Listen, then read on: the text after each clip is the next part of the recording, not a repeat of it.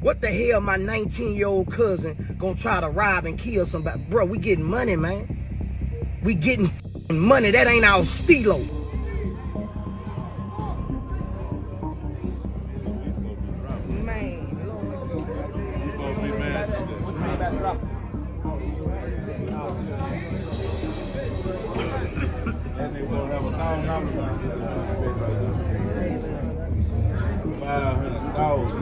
Boozy is catching heavy heat right now. The streets want nothing to do with him after word spread that he's the one who allegedly called the move on Duke the jeweler, leaving his name tied to the darkest whispers out there. He's straight up blacklisted from a spot he once called home. The streets already saw him catch hands once, and now the whispers say if he dares show his face back in the hood, he might not walk out. He might roll out on a stretcher. The tension is real because everybody knows Boozy is tied in heavy with that mob ties circle. And people ain't forgotten that Duke the jeweler lost his life after one of those so-called loaded dice games, the same way Takeoff got caught up. Now, the streets are buzzing with one big question. Did Boozy really line Duke up as some kind of twisted sacrifice, or is he being framed to eat charges for a play he never even called? Duke's death left folks furious because nothing about it felt random. It felt cold, calculated, like an execution carried out in plain sight. But before we dig into all the shady details and pieces that just don't add up, let's rewind to how this whole situation went down.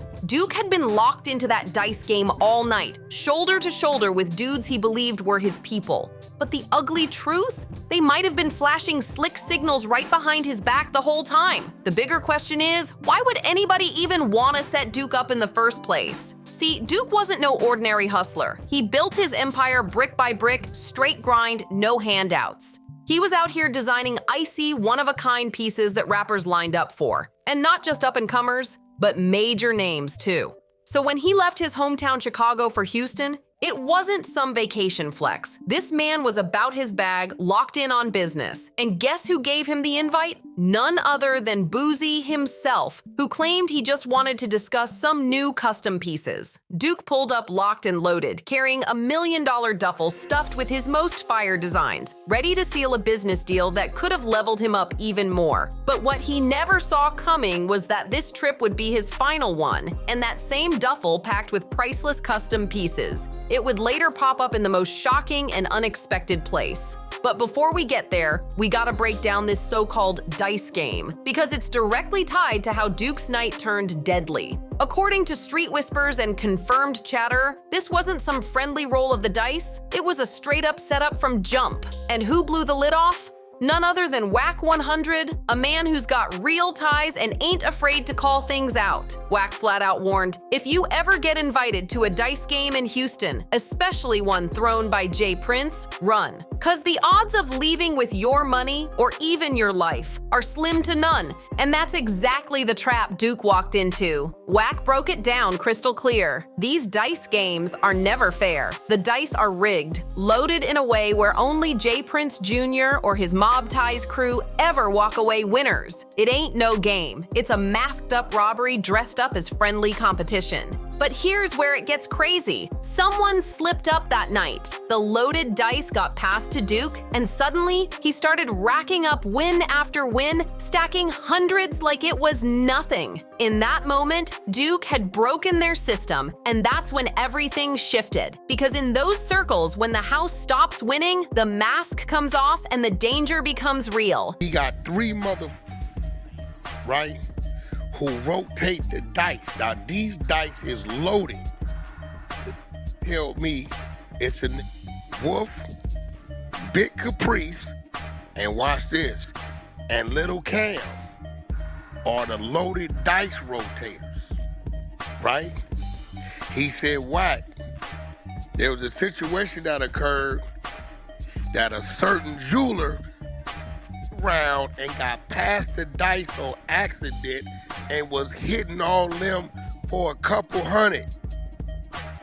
They got irritated about that. I ain't gonna go too far into that story because, right, boom. The only way they could get their money back was however money back. He said, but Lil Cam Wolf and Big. At first glance, it all looked like regular flexing. Guys showing off laughing, tossing dice like it was just another night. But when those clips resurfaced, people started catching the details others missed. The side eyes, the whispers, the quick little hand signals that didn't look playful at all. And here's the kicker. Allegedly, J. Prince pockets a 30% cut from every dice night haul. So when Duke broke their system and started stacking wins, it wasn't just game night that collapsed. It was their money flow that took a direct hit. But here's where it slides into dangerous territory. Duke had actually been filming parts of that dice game on his phone, posting clips to flex his winning streak. Only later, when folks replayed those same videos, did they notice something Duke himself missed. If you watch closely, there's a moment Boozy leans back, flashes a subtle signal to his nephew across the table, and instantly, the entire vibe flips. His nephew locks in, another man taps him on the shoulder, and right then, the room shifts from rowdy to ice cold. Just minutes before, Duke was grinning, tossing dice, vibing like it was all fun. Suddenly, the whole atmosphere turned stiff, like everybody else knew something he didn't. And then the night took its darkest turn. After the game wrapped, Duke walked out alone. No bodyguards, no entourage, just him. A duffel packed with millions in jewelry and fresh cash, stepping into a dark Houston parking lot. 1 second he's buzzing from his wins, practically skipping to his car. The next, gunshots erupt. But the part that still has people scratching their heads is this. Why would a millionaire like Boozy invite a guest from out of town who he knew was carrying millions in assets and not make sure he had security? That detail right there made the whole thing feel less like negligence and more like a setup. And here's the wild part. Why didn't J. Prince Jr. have a single layer of security making sure nobody leaving that dice game got touched? That's standard in Houston when money and jewelry are on the line. But that wasn't even the biggest red flag. What police uncovered when they hit the scene flipped this tragedy into a straight-up conspiracy theory that people are still debating. Cops pull up and are told Duke got ambushed by a crew of robbers. But when they get there, the story doesn't match the scene. Duke's lying in a pool of his own blood, but his iced-out chains still on his neck, untouched. Now ask yourself, what kind of robbers shoot a man dead, then dip without grabbing the obvious prize right in front of them? Those were the same flashy chains Duke had been rocking earlier that night at Boozy's concert, so everybody knew their value. But the real bombshell? That duffel bag Duke carried, the one packed with unreleased, top-tier custom jewelry designs, was gone, completely vanished. And yet, when Houston PD started digging, the bag suddenly reappeared. In Boozy's own house. Now, whether Duke handed it to Boozy for safekeeping during the game or whether it landed there under more suspicious circumstances, nobody really knows. But one fact is clear, the bag made it out untouched, while Duke didn't. Then, Boozy went live trying to push the robbery angle to his followers, but by then the streets weren't buying it. His story sounded shaky at best. He claimed he barely even knew Duke, saying Duke just walked off after the game like it was nothing. Hey, the internet, y'all got us all the way up. We met that dude, Duke the Jeweler, the night before. We was gambling. The next day, dude followed us to the concert. When we left out the concert, we under the garage, dude went to his car by himself and walked down to the parking lot. That's when somebody tried to rob him and killed the dude. What the hell my 19-year-old cousin gonna try to rob and kill somebody? Bro, we getting money, man. We getting money. That ain't our stilo. As a boss, I ain't letting that go down like that, man. This dude finna make me a piece. So y'all need to kill that. That's bad low, man. Don't put us in nothing with no bad low. It's bad low, man. This shit bad low, man. Straight up, this shit bad low. Kill it. But here's the contradiction. If that's true, why would he personally invite Duke to a private dice game stacked with his own close associates? And even deeper, why would Duke, a millionaire jeweler, fly out with a bag worth millions to meet up unless Boozy specifically promised business and a custom piece deal? Instead, Duke was left flashing his jewels in a hostile environment without security, while Boozy turned around and acted like the two weren't even tight. That right there made the whole setup look calculated. Something just wasn't adding up, and the way Boozy carried himself only made it worse. He didn't look calm, collected, or confident when he tried to explain what went down. Nah, he looked pale, rattled, like a man who had just seen a ghost. That's not the vibe of someone with nothing to hide. That's the energy of somebody fighting to keep their story straight. By this point, nobody was buying a single word spilling out of his mouth. The more Boozy spoke, the shakier it sounded, like a man scrambling to patch up holes in a sinking ship. And once those interviews and clips started circling online, social media lit up. One viral comment went straight for the jugular saying, Boozy seemed to know everything Duke did before and after, almost like he was watching him the whole time. That hit nerve after nerve because it echoed exactly what people were already whispering. This whole thing reeked of inside knowledge. It looked so sketchy that the feds had no choice but to jump in. And that's when the heat turned all the way up. Boozy was already under their radar for unrelated gun charges. But once Duke's case started pointing back to him, investigators opened a brand new file, and every page was dirtier than the last. The feds began piecing it together, starting with Duke's phone records. And guess what? His last ping wasn't in that parking lot. It was inside Boozy's own studio. Now, unless Duke's phone somehow sprouted legs and walked itself over there, somebody in Boozy's circle carried it in on purpose. That ain't sloppy, it's bold. It's the kind of arrogance you only see from people who think they've outsmarted the system and can get away with things the rest of us would crash and burn for. But things got even darker once the feds ran a forensic sweep of Duke's rental car. What they uncovered flipped the whole case upside down. Fingerprints belonging to Boozy's own cousin and nephew. Suddenly, that subtle hand signal passed between them at the dice game looked sinister, almost like the exact moment Duke's fate was sealed. He was already marked. It's just that he didn't realize it yet.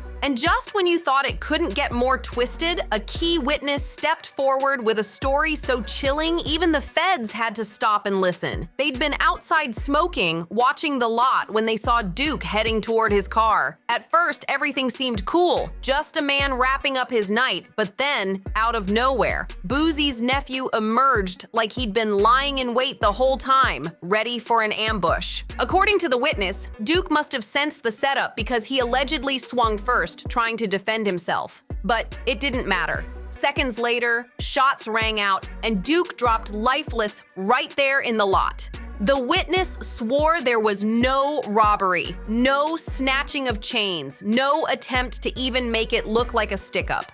This wasn't about money. It was about silencing Duke for breaking their crooked system, punishing him for beating a rigged game he was never supposed to win. And the feds, they don't play around. They're not just filing paperwork, they're dissecting Boozy's life piece by piece. From his businesses to his personal messages, every move is under a microscope. Even his son is reportedly being scrutinized. That's not a simple investigation. That's full-blown surveillance. The authorities are waiting for him to slip, and when he does, they'll be ready to swoop in. But here's the twist. If the feds breathing down his neck wasn't bad enough, the streets have already turned their back. Last time Boozy tried showing his face in the very hood he once called home, he didn't get love. He got jumped by a crew of guys who made sure he knew he wasn't welcome anymore. The streets are done tolerating watching their neighborhood turn into a straight-up death trap.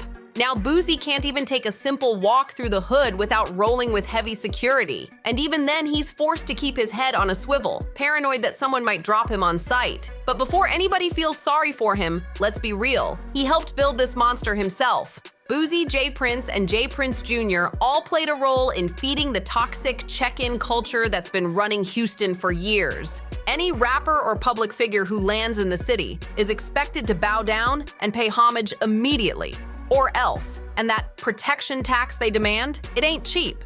But if you don't cough up, you don't just risk getting pressed. You risk being ambushed, stripped, or worse, not making it out alive. Now tell me, how is that real protection if the alternative is getting robbed or gunned down in broad daylight? And let's not forget about those cursed dice games that always seem to end in bloodshed. Just 2 weeks after Duke was gunned down, Takeoff lost his life the same way. This time, not even making it out the door. He was shot right there at the table where the dice were rolling. Too many coincidences piling up, and at some point, it stops looking random and starts looking like a pattern. All this violence linked back to Boozy has done more than stain his name. It's wrecked his entire image and his bag. Brands don't want their logos tied to him. Business partners are pulling plugs on deals, freezing projects until the smoke clears. And the Mob Ties crew, the very ones he thought would ride for him forever, they've ghosted, leaving him to fend for himself in the mess he helped create. It's crystal clear now. Public opinion is no longer riding with Boozy. He can scream innocence all day, but nobody's buying that act anymore. The same streets that once cheered for him have flipped, the feds are circling tighter by the day, and his empire is crumbling in real time. And what's Boozy doing through all this? Sitting there, shades on, quiet as ever, like a man who already knows the walls are closing in and there's no way out. So what do you think? Was Boozy set up, or did he play a role in the trap? Drop your thoughts in the comments, smash that like button, subscribe, and share this video with your people. I'll catch you in the next one.